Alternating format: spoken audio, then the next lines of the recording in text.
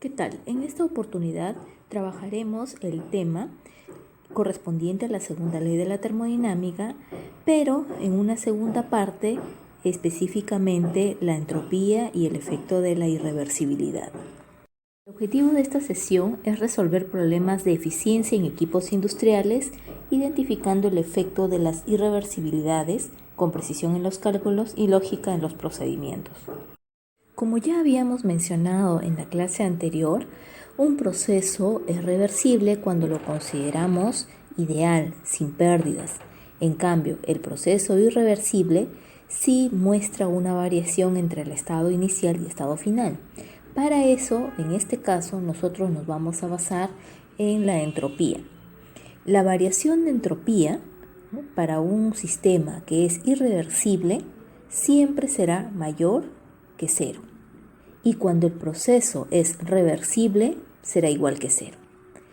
Entonces diremos que la variación de entropía en un proceso siempre será mayor e igual que cero. Ya sabemos que si es mayor que cero, hablamos de procesos irreversibles, y cuando hablamos la variación de entropía igual a cero, nos referimos a procesos reversibles.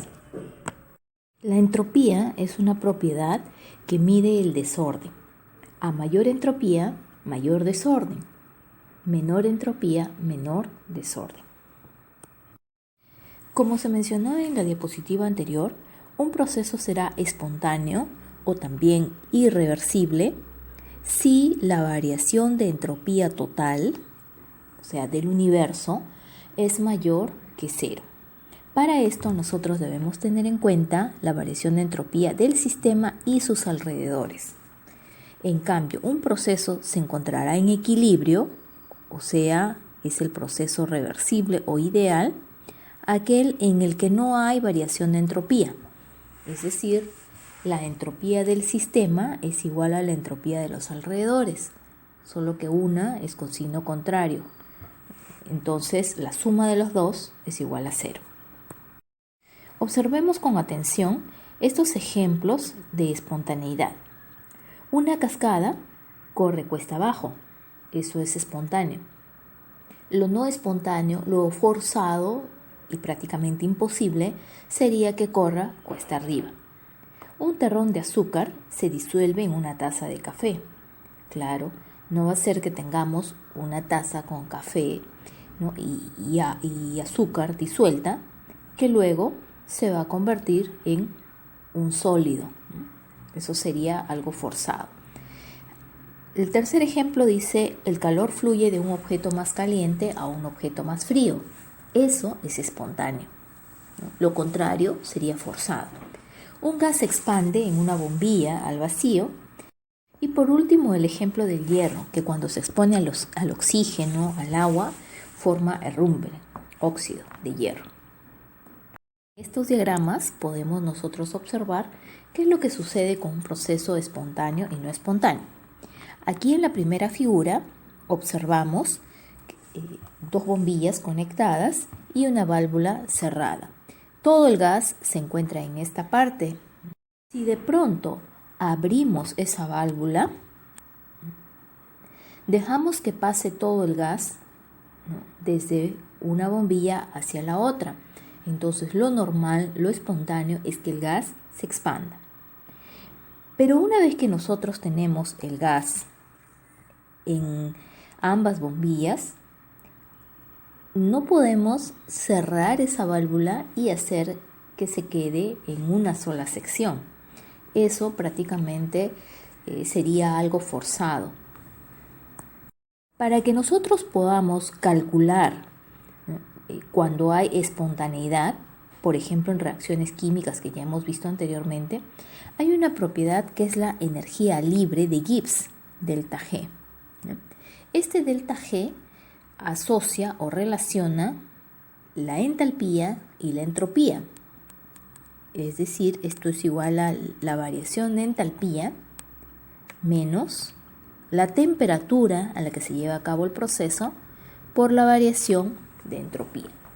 Entonces, si nosotros tenemos un proceso con variación de entropía positiva y variación de entalpía también positiva, esto va a ser espontáneo a temperaturas altas.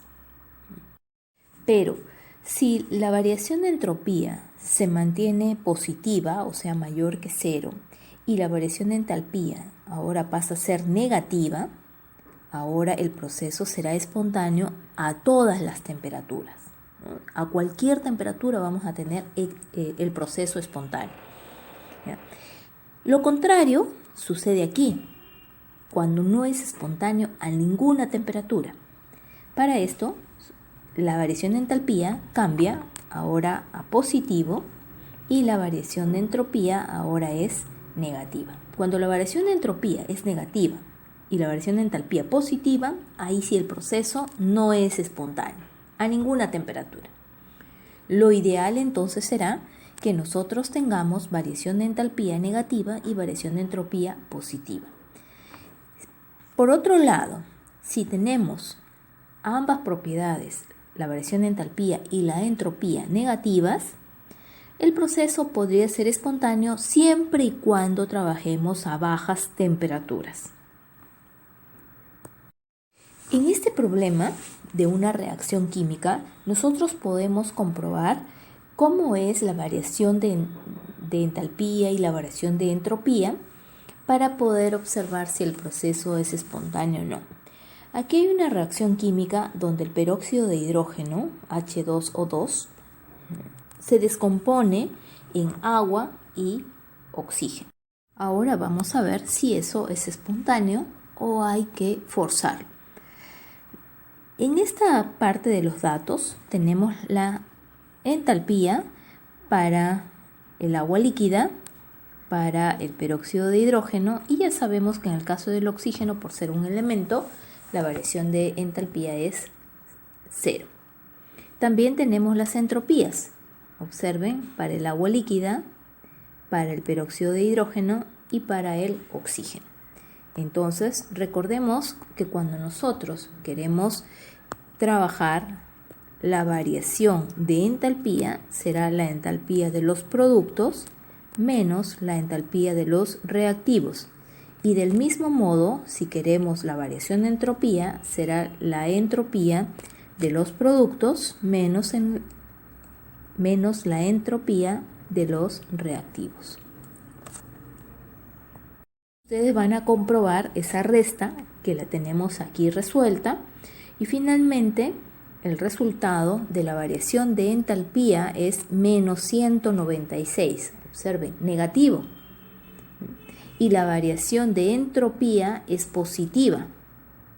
Entonces, recordemos, cuando teníamos esto, variación de entalpía menor que 0 y variación de entropía mayor que 0, el proceso era espontáneo a cualquier temperatura. Ahora, lo comprobamos nosotros con esta fórmula de la variación de energía de Gibbs. Reemplazamos la entalpía, la entropía y la temperatura, que para este caso es la temperatura ambiente, según nos dice el problema. Y además los datos de las tablas están a 25 grados Celsius. Nosotros reemplazamos con una temperatura a 298 Kelvin. Y observemos, delta G negativo. Cuando el delta de G es negativo, el proceso es espontáneo. Cuando el delta de G es positivo, el proceso no es espontáneo. Ahora prestemos atención a este problema. Una fuente de calor a 800 Kelvin pierde 2000 kJ de calor hacia un sumidero a 500 y otro de 750 Kelvin. Determinar qué proceso es más irreversible. Recordemos que habrá más irreversibilidad cuando hay más pérdidas de energía o menos aprovechamiento de la energía. Entonces, si tenemos esta primera fuente con 800 Kelvin y el sumidero a 500 Kelvin, vamos a calcular la variación de entropía de la fuente según esta fórmula. Entonces, la variación de entropía de la fuente será el calor de la fuente, que según el problema nos están diciendo que es 2000 kilojoules, entre la temperatura de la fuente, que es 800. A la vez debemos calcular la variación de entropía del sumidero. La variación de entropía del sumidero será el calor del sumidero, que también es 2000, y te voy a explicar por qué, entre la temperatura del sumidero, 500 Kelvin. Entonces, esta fuente está perdiendo calor, pierde 2000 kilojoules. Al perder 2000 kilojoules, tiene un signo negativo. Y el sumidero recibe esos 2000 kilojoules, por lo tanto, tendrá un signo positivo. Las respuestas serán para la fuente menos 2,5 kilojoules por Kelvin y para el sumidero 4 kilojoules por Kelvin. Entonces, la variación de entropía total es la suma de la fuente más el sumidero. Menos 2,5 más 4 es igual más 1,5 kilojoules por Kelvin. Lo mismo tendríamos que hacer en la segunda parte. La variación de entropía de la fuente igual es menos 2000 entre 800 y nos da menos 2,5 kilojoules por Kelvin.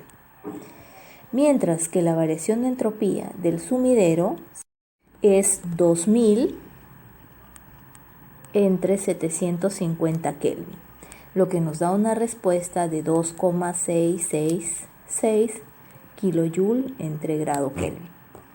La variación de entropía total es igual a menos 2,5 más 2,666. 0,166 kilojoules sobre grado Kelvin.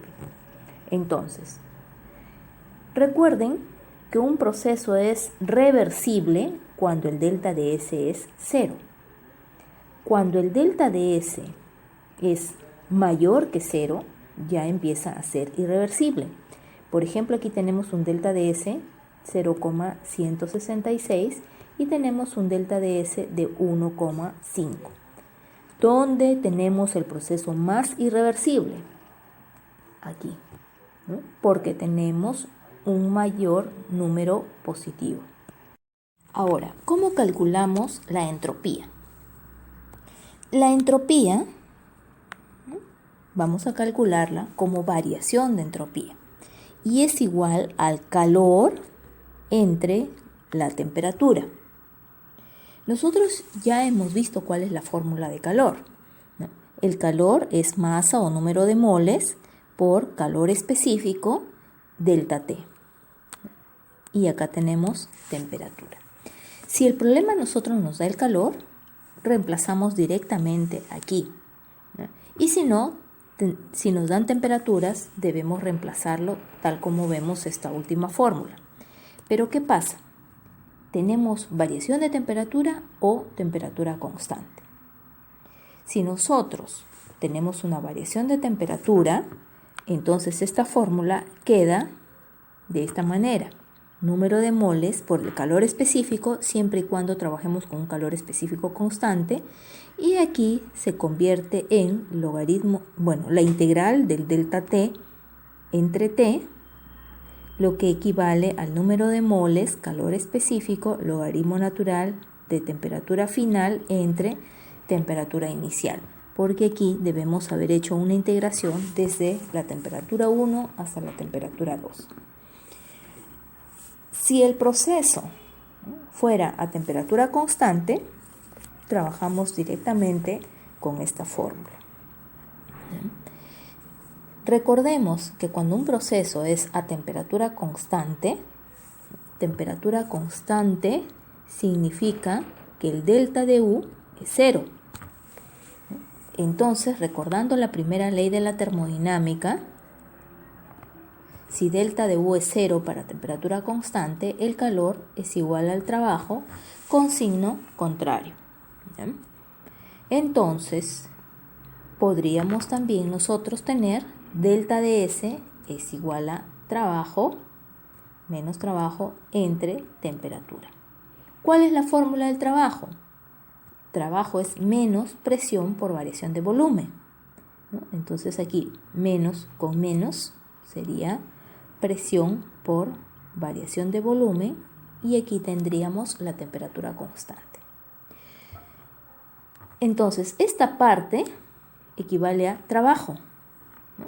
Y esta parte es la variación de la energía interna. Entonces, si no se trata de un proceso, ¿no?, con temperatura constante, hay que considerar ambos términos. Cuando trabajamos con líquidos, es mejor utilizar esta fórmula. En vez de presión por variación de volumen, utilizamos volumen por variación de presión.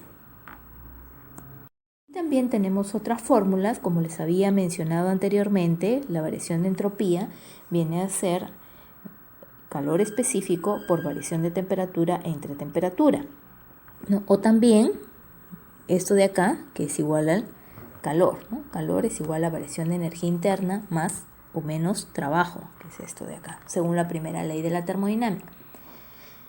Y para líquidos y sólidos es recomendable trabajar con el Cp promedio. Tengamos en cuenta también que un proceso isentrópico es aquel en el que la variación de entropía es cero. Y también encontraremos una fórmula en el que la variación de entropía es el Cp promedio, logaritmo natural de T2 entre T1, menos R, logaritmo natural de presión 2 entre presión 1. ¿Y en qué casos hablamos de generación de entropía? Habrá generación de entropía cuando tengamos un S final, o sea, una entropía final diferente a una entropía inicial, de tal manera que el S final menos el S inicial nos dé un valor, ¿no?, un valor que va a ser mayor e igual que 0. En este caso, como va a haber generación de entropía, solamente tendría que ser mayor que 0. Aquí vemos, ¿no?, que cuando es mayor que 0, el proceso es irreversible, o sea, hay pérdidas, ¿no?, porque hubo una generación de entropía. El proceso es reversible cuando tuvimos entropía final igual a la entropía inicial. Y esto, que la entropía sea negativa, nos indica que el proceso es imposible. Tal como vimos anteriormente los balances de energía, también podemos nosotros ver los balances de entropía. La entropía a la entrada menos la entropía que sale, va a haber acá un cambio de entropía, ¿no? Aquí nos generará un cambio de entropía.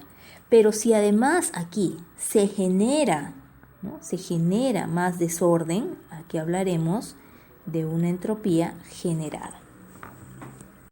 Ya mencioné anteriormente que un proceso es isentrópico cuando la entropía inicial es igual a la entropía final.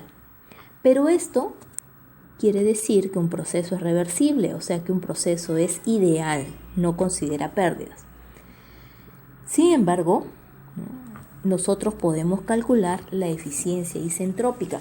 La eficiencia isentrópica relaciona el trabajo real entre el trabajo isentrópico, o sea, el trabajo ideal.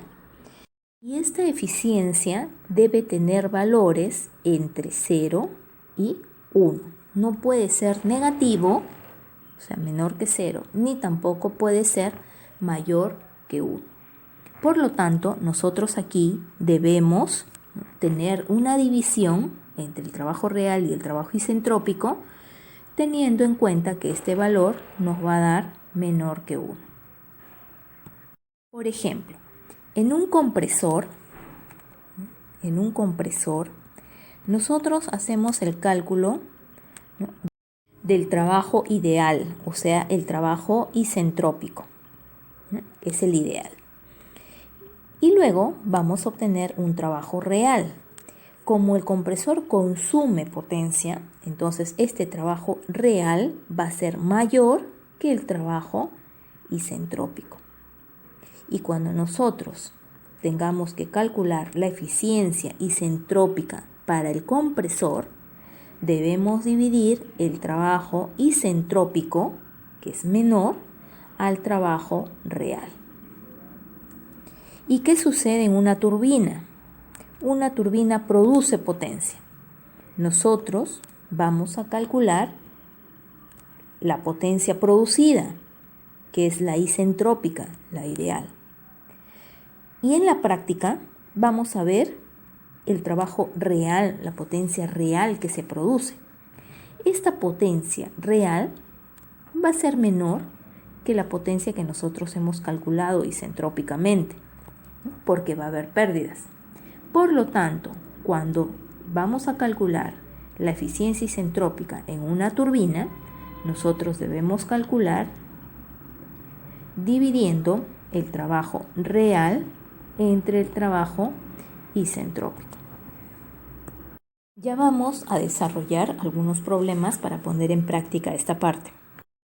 En conclusión, la segunda ley de la termodinámica se enfoca en las eficiencias de los equipos, analizándolos cuando son reversibles o irreversibles. Para esto utilizamos una propiedad que es la entropía. La entropía mide el desorden de los procesos. Un proceso real es un proceso irreversible donde hay una variación de entropía mayor que cero. Un proceso ideal tendrá una variación de entropía igual a cero. No existe la variación de entropía menor que cero. Eso se da para imposibles. La espontaneidad de los procesos nos indica que delta de S es igual a cero. O sea, un proceso es espontáneo cuando es un proceso irreversible, un proceso real. Y la energía libre de Gibbs asocia o relaciona la variación de entalpía menos la temperatura por la variación de entropía. Para procesos espontáneos, esa variación de energía libre de Gibbs es menor que cero. Y para procesos no espontáneos, delta de G es mayor que cero, o sea, positivo. Cuando el delta de G es igual a cero, estamos hablando de procesos en equilibrio, procesos reversibles. No olviden revisar la bibliografía, tanto la teoría como ejercicios para practicar y profundizar más este tema.